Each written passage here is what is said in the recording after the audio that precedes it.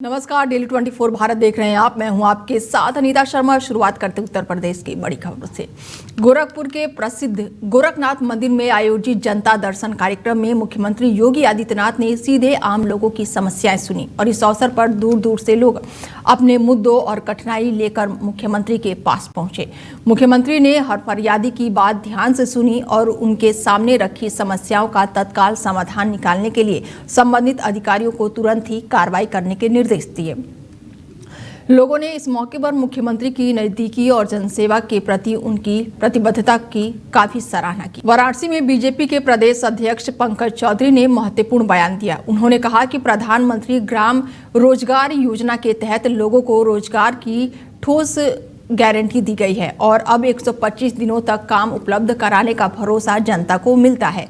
और उन्होंने पीडीए के बारे में भी कहा कि समाजवादी पार्टी के नजरिए और घोषणाएं लगातार बदलती रहती है, जिससे जनता के लिए उनकी नीतियां अस्थिरता दिखाई देती है। और इसके विपरीत बीजेपी एक ऐसी पार्टी है जो सर्व समाज के हित में काम करती है और सभी वर्गों के लोगों के विकास और कल्याण को प्राथमिकता देती है।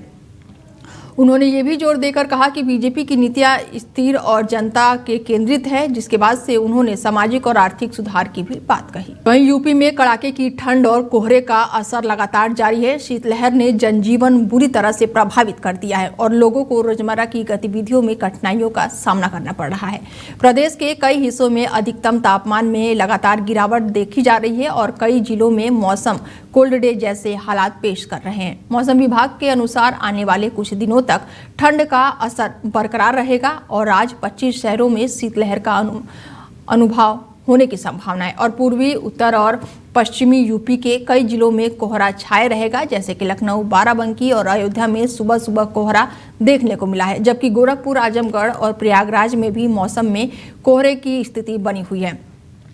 ऐसे में लखनऊ में ठंड को देखते हुए येलो अलर्ट जारी किया गया है। बुधवार को लखनऊ में दिन का तापमान जो है वो 16.6 डिग्री सेल्सियस और रात का तापमान जो है 9.6 डिग्री सेल्सियस दर्ज किया गया, जिससे शहर में ठंड का असर काफी बढ़ गया है। अयोध्या में तेजी से तापमान जो है वो गिरने से मौसम और भी ठंडा हो गया है और शीतलहर का असर लगातार महसूस किया जा रहा है। कानपुर और लखनऊ में लोग ठंड से बचने के लिए अलाव और गर्म कपड़ों का सहारा ले रहे हैं। प्रयागराज में भी तापमान में गिरावट के कारण कोहरा है और शीतलहर छाई हुई है। मौसम विभाग की ओर से कहा जा रहा है कि आगरा में न्यूनतम तापमान जो है आज 8 डिग्री सेल्सियस रहने का अनुमान है। और ये 6 तस्वीरें हम आपको दिखा रहे हैं। अयोध्या, आगरा, कानपुर, प्रयागराज, मुरादाबाद और लखनऊ की यूपी की ये तस्वीरें हैं, जहां पर किस तरह से भीषण ठंड का कहर देखने को मिल रहा है। लोगों को अलाव का सहारा लेना पड़ रहा है। ऐसे में शीतलहर का भी अलर्ट जारी किया गया है। हालांकि लखनऊ में ठंड को देखते हुए येलो अलर्ट जारी कर दिया गया है।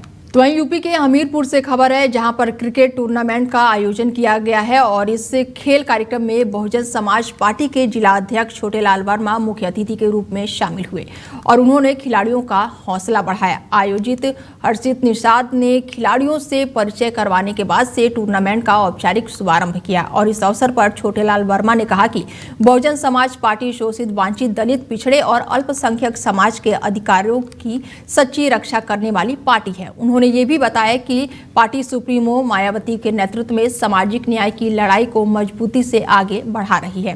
कार्यक्रम में ग्राम प्रधान और साथ ही कई दिग्गज मौके पर मौजूद रहे। ऐसे में पदाधिकारी भी बड़ी संख्या में उपस्थित रहे। कार्यक्रम में शामिल सभी लोगों ने पार्टी को और मजबूत बनाने का संकल्प लिया। खबर सहारनपुर से है, जहां पर सड़क पर साइड लेने के लेकर दो पक्षों के बीच जोरदार झगड़ा हो गया और कार और बस के बीच रास्ता निकालने को लेकर विवाद इतना बढ़ गया कि कार सवार को भारी नुकसान उठाना पड़ा। घटनास्थल पर मौजूदा लोगों के मुताबिक बता दें कि डिपो के पास कार सवार को न केवल पीटा गया बल्कि उसे दौड़ा कर मारपीट भी की गई और इस पूरे घटनाक्रम ने इलाके में अफरा तफरी मचा दी। मामला थाना फतेहपुर क्षेत्र का बताया जा रहा है, जहां पर स्थानीय लोगों ने घटना के बाद से काफी चिंता जताई है। लोगों का कहना है कि सड़क पर इस तरह से विवाद से यातायात और सुरक्षा दोनों प्रभावित हो रहे हैं। तो वहीं यूपी के कानपुर से एक सनसनीखेज घटना सामने आई है, जहां पर एक लापता महिला का शव उसके ही गाँव में दफन मिला। जाँच में पता चला है कि महिला की हत्या उसके प्रेमी ने की है। जिसके बाद से पुलिस ने आरोपी से सख्ती से पूछताछ की, जिसके बाद उसने हत्या और शव दफनाने की पूरी कहानी कबूल कर ली। आरोपी की निशानदेही पर महिला का कंकाल बरामद हुआ है। जानकारी के अनुसार मृतका अपने पति की मौत के बाद से अपने प्रेमी के साथ रह रही थी और कुछ दिन पहले रिश्तेदारों की शादी में वो नहीं पहुंची थी, जिससे उसके बेटे को शक हुआ।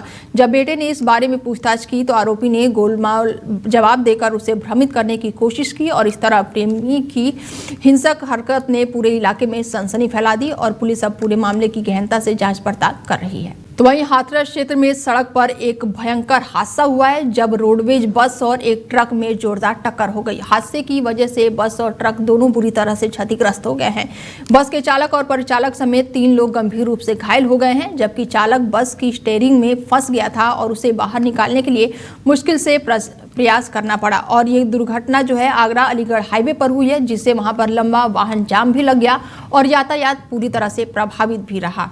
तो वहीं बागपत इलाके में अवैध कॉलोनियों के खिलाफ प्राधिकरण ने बड़ा एक्शन लिया है। दिल्ली सहारनपुर हाईवे के पास स्थित अंकुर और दीपक की कॉलोनी जो 16,000 वर्ग मीटर में फैली हुई थी, बिना नक्शा पास होने के बावजूद भी बनाई गई थी। प्रशासन ने डीएम और एडीएम के निर्देश पर बुलडोजर से कार्रवाई करते हुए कॉलोनी की मुख्य दीवार को ध्वस्त कर दिया है और ये कार्रवाई कानून के उल्लंघन को रोकने और अवैध निर्माणों को समाप्त करने के उद्देश्य से की गई है।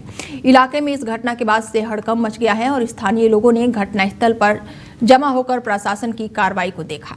अलीगढ़ में स्वास्थ्य विभाग की गंभीर लापरवाही सामने आई है। जिले में परिवार नियोजन कार्यक्रम के अंतर्गत 2025 में नसबंदी कराई गई थी, जिसके बाद से महिलाएं फिर से गर्भवती हो गई है, जिससे विभाग की जिम्मेदारियों पर सवाल उठ रहे हैं और इस मामले में विभाग ने मुआवजे की प्रक्रिया शुरू कर दी है, लेकिन नियमों की अनदेखी के कारण 5 महिलाओं के दावे खारिज कर दिए गए हैं। अलीगढ़ के सीएमओ डॉक्टर नीरज त्यागी ने बताया कि नसबंदी के बाद से गर्भवती हुई महिलाओं की अपील पर अब तक 62 मामलों की मुआवजा राशि जो है विभाग के पास जा चुकी है। वहीं 6 ब्लॉक में 5 दावे नियमों के उल्लंघन के कारण निरस्त कर दिए गए हैं। देखिए, यहाँ मैं आपके माध्यम से बताना चाहूंगा कि जब भी हम कोई पुरुष या महिला नसबंदी करते हैं तो उससे पहले एक कंसेंट फॉर्म हम लोग भरवाते हैं, जिसमें उन्हें सभी चीजें अच्छे से समझा दी जाती हैं कि यदि इसके पश्चात भी आपको ऐसा लगता है कि गर्भधारण की संभावना है तो तुरंत आप उसकी जांच कराएं और यदि गर्भधारण होने की पुष्टि होती है तो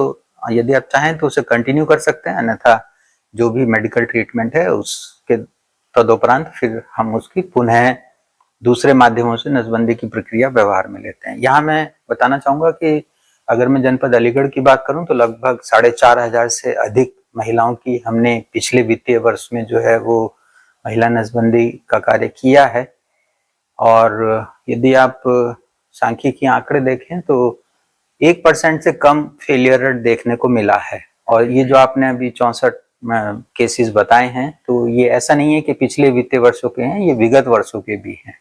देखिए, यहाँ मैं आपके माध्यम से तो वहीं यूपी के बिजनौर में एक दर्दनाक घटना का वीडियो सोशल मीडिया पर तेजी से वायरल हो रहा है, जिसमें कुछ दबंगों की हिंसक हरकतें अब सामने आई है। शहर कोतवाली क्षेत्र की सड़क पर कुछ लोगों ने एक युवक को पकड़कर उसकी जमकर पिटाई कर दी और आरोपियों ने युवक पर थप्पड़ मारे और जूतों से उसे बेरहमी से पीटा है, जिसके बाद से वहां पर मौजूदा लोग भी दंग रह गए और इस पूरी घटना का वीडियो रिकॉर्ड होकर सोशल मीडिया पर साझा कर दिया गया है, जिससे स्थानीय लोगों में रोष फैल गया है। घटना ने इलाके में सुरक्षा और कानून व्यवस्था पर सवाल खड़े कर दिए हैं। तो वहीं धर्मनगरी चित्रकूट में पर्यटन और धार्मिक स्थलों के विकास को लेकर एक विवाद सामने आया है। योगी सरकार इन क्षेत्रों के पर्यटन स्थलों को सुधारने और उन्हें आकर्षित बनाने के लिए भारी निवेश कर रही है, लेकिन आरोप है कि पर्यटन विभाग के कुछ अधिकारी इस पैसे का सही उपयोग नहीं कर रहे हैं। मामला चित्रकूट के रामघाट का है, जहां पर राज्य योजना के तहत पर्यटन विभाग ने 24 करोड़ 10 लाख रुपए की लागत से रामघाट का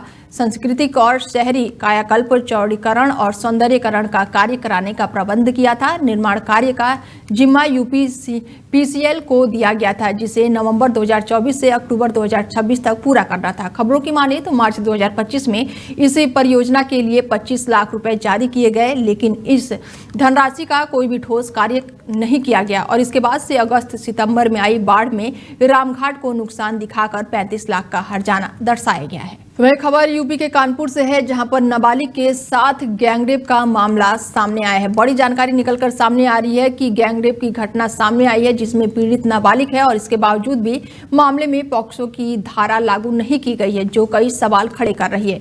जेसीपी ने बयान में पीड़ित की उम्र 14 साल बताई है, जो स्पष्ट रूप से नाबालिग है। मामले में एक पुलिसकर्मी के शामिल होने की भी आरोप लगाए जा रहे हैं। घटना की गंभीरता को देखते हुए पुलिस ने जांच का आदेश दे दिया है और मामले की पड़ताल शुरू कर दी गई है और इस घटना ने इलाके में सुरक्षा व्यवस्था और पुलिस की संवेदनशीलता पर गंभीर सवाल खड़े कर दिए हैं।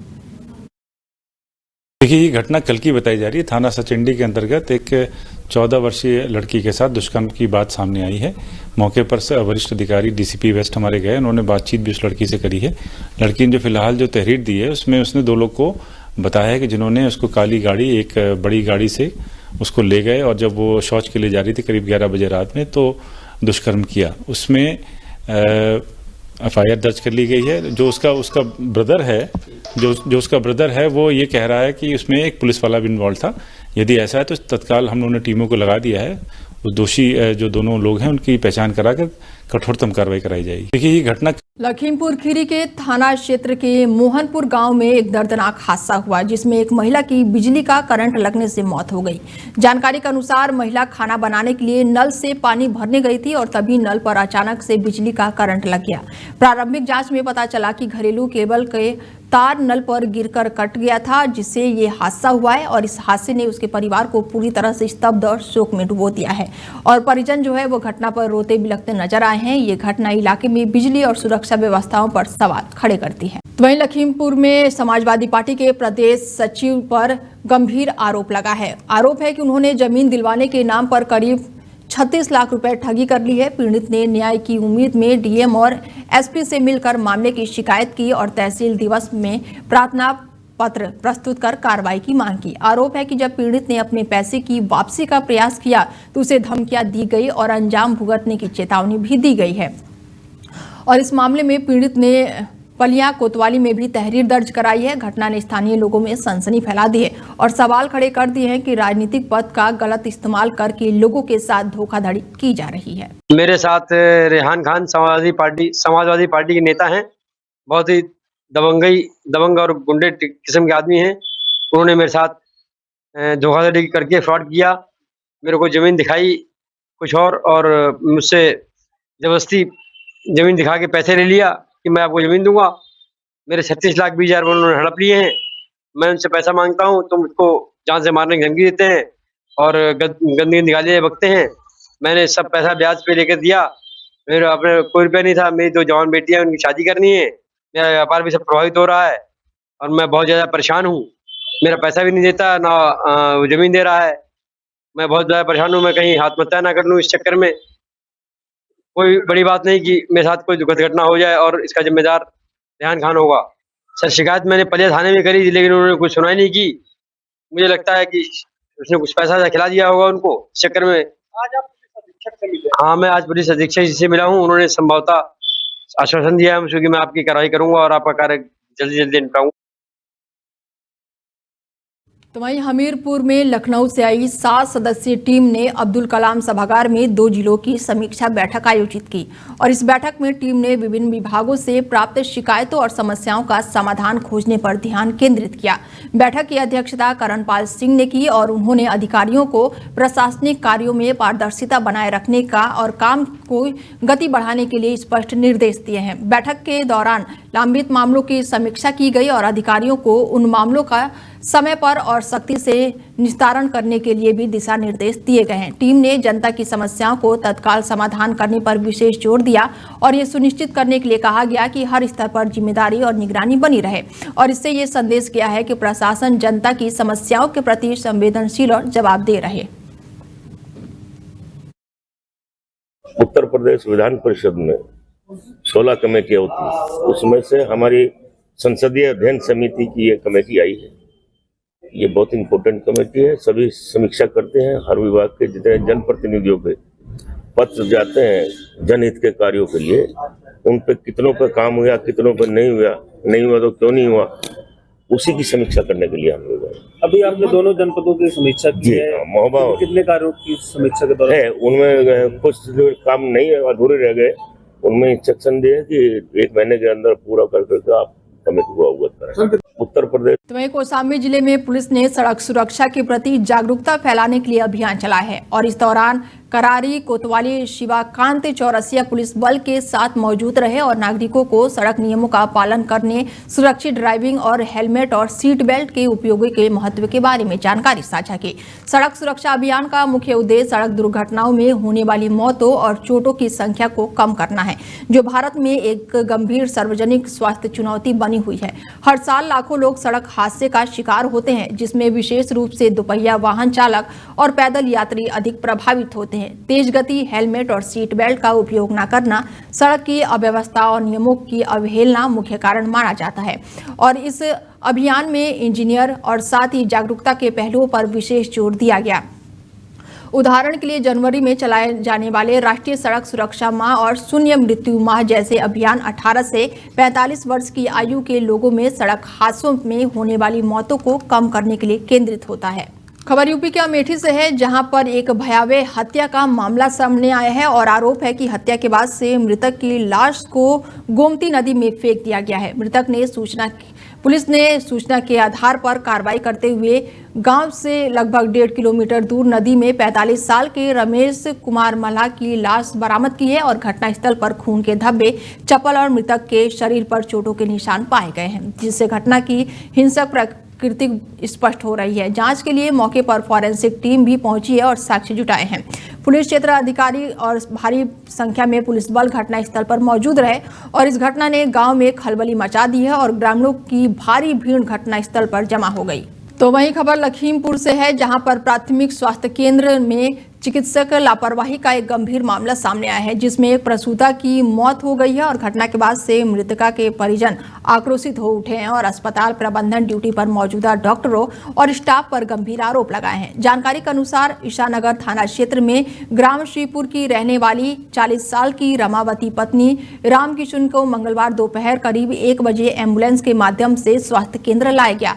परिजन का आरोप है कि अस्पताल पहुंचने के बावजूद भी रमावती को तत्काल चिकित्सक सहायता नहीं मिली और वो लगभग 1 घंटे तक एम्बुलेंस में ही पड़ी रही और इसी दौरान एम्बुलेंस में ही प्रसव हो गया और परिवार का कहना है कि मौके पर मौजूदा डॉक्टर और प्रसूता को देखने तक की कोशिश नहीं की और बार बार आग्रह करने के बावजूद भी कोई मदद नहीं की गई। ऐसे में अस्पताल पर अब कई तरह के सवाल उठ रहे हैं और परिजन जो है वो गंभीर आरोप भी लगा रहे हैं। तो वहीं उत्तर प्रदेश पुलिस ने 20 आईपीएस अधिकारियों के बारे में तब्दील की है और ऐसे में इस बदलाव में कई वरिष्ठ अधिकारियों को नई जिम्मेदारी सौंपी गई है। राजकुमार को एडीजी लॉजिस्टिक बनाया गया है और जबकि राजकुमार को एडीजी मानवाधिकार के पद संभालने की जिम्मेदारी मिली है। ज्योति नारायण की अगर बात की जाए तो अब एडीजी प्रयागराज जोन होंगे और doctor Sanjeev Gupta ADG UP police मुख्यालय लखनऊ के पद पर कार्यभार संभालेंगे। प्रशांत कुमार को एडीजी शासन की जिम्मेदारी दी गई है। वहीं तरुण गाबा उत्तर प्रदेश में एडीजी सुरक्षा के पद पर तैनात होंगे। आशुतोष कुमार को एडीजी पुलिस भर्ती बोर्ड का कार्य सौंपा गया है और अपर्णा कुमार और लखनऊ पुलिस कमिश्नरेट में संयुक्त पुलिस आयुक्त के पद पर तैनात है। राजेश की अगर बात की जाए तो आईजी स्थापना लखनऊ में पद है और RK Bhardwaj IG railway Lucknow और Kiran S IG Lucknow range में पद पर काम करेंगी। फिलहाल बुलेटिन में मेरे साथ इतना ही। बने रहिए आप हमारे साथ और देखते रहिए डेली 24 भारत। नमस्कार।